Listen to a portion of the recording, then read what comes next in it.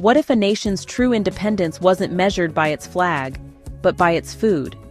Across West Africa, a quiet revolution is unfolding, one that's reshaping economies, reclaiming identity, and redefining power.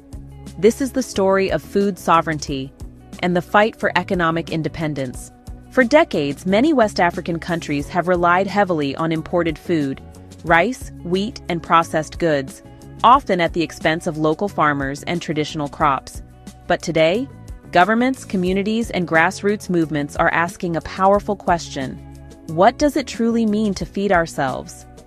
Food sovereignty goes beyond food security. It's not just about having enough to eat. It's about who controls the food that you eat and the food system. The concept, popularized by movements like La Via Campesina, emphasizes local control, sustainable farming, and the right of people to define their own agricultural systems. In West Africa, this idea is gaining momentum. Colonial legacies and global trade policies have shaped food systems across the region. Countries like Senegal and Ghana import large amounts of rice, even though they have the capacity to grow it locally. Cheap imports often undercut local farmers, making it difficult for them to compete.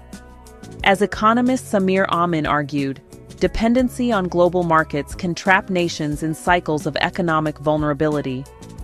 And when global supply chains are disrupted, as seen during pandemics, military conflicts, and social unrest, food insecurity becomes a real threat. But change is happening. In countries like Mali and Burkina Faso, governments are investing in local agriculture, supporting smallholder farmers, promoting indigenous crops like millet and sorghum, and reducing reliance on imports. Policies are being introduced to strengthen local value chains, processing, storage, and distribution, so that food systems are not just local, but resilient. Grassroots movements are also playing a key role. Farmers' cooperatives, women-led agricultural groups, and youth-driven initiatives are reclaiming land, knowledge, and autonomy. This is not just agriculture, it's economic strategy. Food sovereignty is deeply tied to economic independence.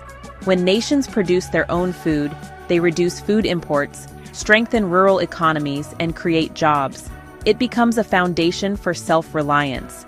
As scholars like Vandana Shiva have noted, control over food is control over life, and ultimately, over the economy. For West Africa, this shift represents more than policy. It's a reimagining of development itself. The journey is still unfolding. Challenges remain. But one thing is clear: food sovereignty is no longer just an idea. It's a movement. And in West Africa, it may just be the key to true independence. If this story made you think, share it with someone who needs to see it.